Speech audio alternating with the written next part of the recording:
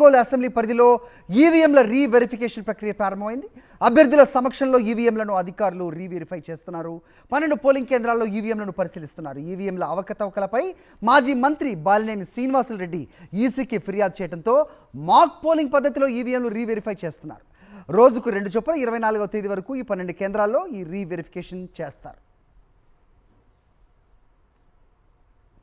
Ongole assembly నియోజకవర్గంలో EVM checking and verification ప్రక్రియకు ఎన్నికల అధికారుల రంగం సిద్ధం చేశారు.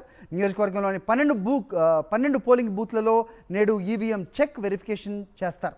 ఒంగోలులోని ఏవీఎం గోడౌన్లో జరిగే ప్రక్రియకు వివిధ పార్టీల తరపున ప్రతినిధులను అధికారులు ఆహ్వానించారు. ఈవీఎం తయారీ కంపెనీలైన బెల్, ఈసీఐఎల్ కంపెనీల ఇంజనీర్ల సమీక్షలో ప్రక్రియ జరగనుంది. ఇదే అంశంపై అప్డేట్స్ మా కరెస్పాండెంట్ శ్రీనివాస్ అడిగి తెలుసుకుందాం. శ్రీనివాస్, చెప్పండి. సో ఈవీఎంల ఈ స్లిప్స్ ఏవైతే ఉంటాయో ఆ స్లిప్స్ లెక్కించాలని బాలినేని కోరుతున్నట్టుగా చూస్తున్నాం. మరోవైపు ఈ రీవెరిఫికేషన్ మాక్ పద్ధతిలో మాక్ పోలింగ్లో మళ్ళీ చేస్తున్నట్టుగా చూస్తున్నాం. సో ఏం తేలుతుంది దీంతో? బాలినేని అభ్యంతరం ఏంటి మీ దగ్గర ఇన్పుట్స్? అదే బాలినేని శ్రీనివాస్ డైరెక్ట్ క్యాండిడేట్ గా ఓటమి తనంచినటువంటి అభ్యర్థి తన ఓటమికి లేదా మెజార్టీకి సంబంధించి భారీగా వ్యత్యాసం రావడం, తనకి బలం వస్తుంది, మనకు ఖచ్చితంగా మెజార్టీ వస్తుంది అనుకున్నటువంటి పోలింగ్ బూతుల్లో తెలుగుదేశం పార్టీకి మెజార్టీ రావడం, వైఎస్ఆర్ కాంగ్రెస్ పార్టీకి డెఫిసిట్ పడిపోవడం, ఇవన్నీ కూడా చాలా అనుమానాలకి కావాల్సినటువంటి పరిస్థితుల నేపథ్యంలో సుప్రీంకోర్టు గైడ్లైన్స్ ప్రకారం కౌంటింగ్ అయిన తర్వాత వారం రోజుల లోపు తనకున్న అభ్యంతరాలు ఉంటే, ఈవీఎంకి సంబంధించి కానీ కౌంటింగ్ సంబంధించి కానీ అభ్యంతరాలు ఉంటే రీవెరిఫికేషన్ అప్లై చేసుకుని ఒక దీన్ని గైడ్లైన్స్ ని బేస్ చేసుకొని బాలినేని శ్రీనివాసరెడ్డి ఎన్నికల కమిషన్ ఫిర్యాదు చేశారు.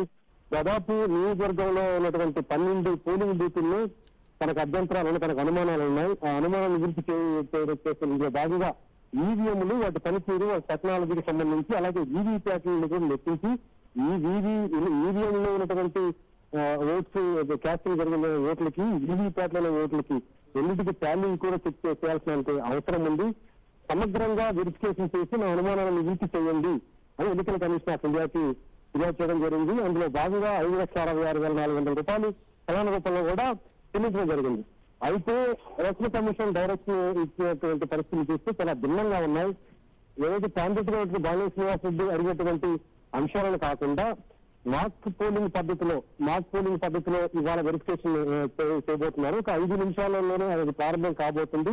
రాజకీయ పార్టీకి సంబంధించిన వాళ్ళు ఇప్పుడే వైఎస్ఆర్ కాంగ్రెస్ పార్టీ ప్రతినిధులు ఒక 3 లోనికి వెళ్లారు. ప్రధాన తెలుగుదేశం అధికార పార్టీకి సంబంధించిన వాళ్ళు కూడా వెళ్ళారు. కాబట్టి మరికొద్ది సేపట్లోనే ప్రారంభమయ్యే అవకాశం ఉంది. కానీ మరోపక్క బాలినేని శ్రీనివాసరెడ్డి అసలు ఎంతైనా మాక్ పోలింగ్ వెరిఫికేషన్ పద్ధతిలో వ్యతిరేకిస్తూ అభ్యంతరం తెలుపుతూ హైకోర్టులో రిట్ చేయడం జరిగింది. ఇప్పుడు అది విచారణ కూడా వచ్చింది. మరికొద్ది సేపట్లోనే హైకోర్టు నిర్ణయం దాని చెప్పబోతుంది. ఒకవేళ హైకోర్టు డిసిషన్ కనుక డిఫర్గా బాలినేని శ్రీనివాసరెడ్డికి అనుకూలంగా కనుక ఈ ఎంటైర్ ప్రొసీజర్ మొత్తం కూడా ఇంతటితో స్టార్ట్ చేయాల్సిన పరిస్థితి కూడా ఉంది. ఒకవేళ స్టే ఇస్తే కనుక ఖచ్చితంగా ఈ మాక్ పోలింగ్ పద్ధతులు వెరిఫికేషన్ చేస్తారు కదా ఎన్నికల అధికారులు, అది ఖచ్చితంగా నిలిపివేసి ఆ తర్వాత వెళ్లాల్సినటువంటి అంశం ఉంది.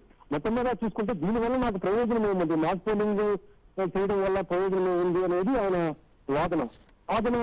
తన రిప్రజెంటేషన్ రూపంలో జిల్లా ఎన్నికల అధికారికి తెలియజేసే ప్రయత్నం చేశారు తన అడ్వకేట్ ద్వారా. కానీ జిల్లా ఎన్నికల అధికారి అదేమీ పరిగణలోకి తీసుకోకుండా ఎలక్షన్ కమిషన్ మాకు డైరెక్షన్ ఇచ్చింది, షెడ్యూల్ ఇచ్చింది కాబట్టి దాని ప్రకారం మేము ముందుకెళ్తామని ఈ రోజు మాక్ పోలింగ్ సిస్టమ్ నుంచుకొని వెరిఫికేషన్ చేస్తున్నారు. All right.